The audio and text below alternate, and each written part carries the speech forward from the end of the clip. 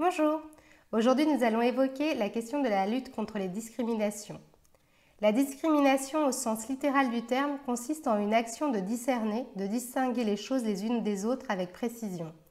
Au sens social du terme, il tient au fait de séparer un groupe humain des autres en le traitant plus mal.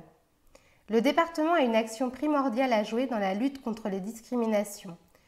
D'une part au travers de sa politique sociale, d'autre part dans les actions qu'il mettra en place pour l'inclusion de tous dans les différents lieux de vie. Il s'agit de prendre des actions courageuses car engagées.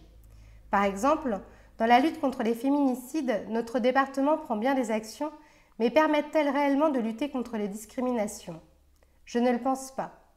Elles apportent une solution provisoire à des femmes en grande difficulté, avec le concours d'associations pour le coup engagées, mais le protocole départemental de mobilisation et de lutte contre toutes les violences faites aux femmes ne s'engage pas pour la lutte contre les discriminations que ces victimes subissent.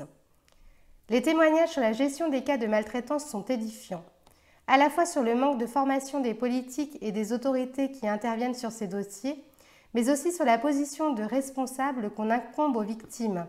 Pourquoi êtes-vous resté si la situation est si difficilement supportable? Pourquoi maintenant?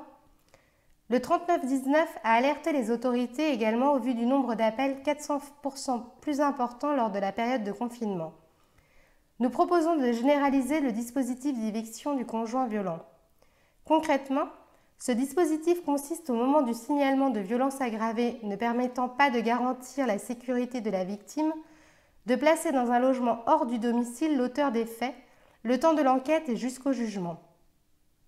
Ces logements seraient couplés avec un accompagnement médico-social de l'auteur pour évaluer sa dangerosité et pour poser un diagnostic dans une perspective de soins et de suivi.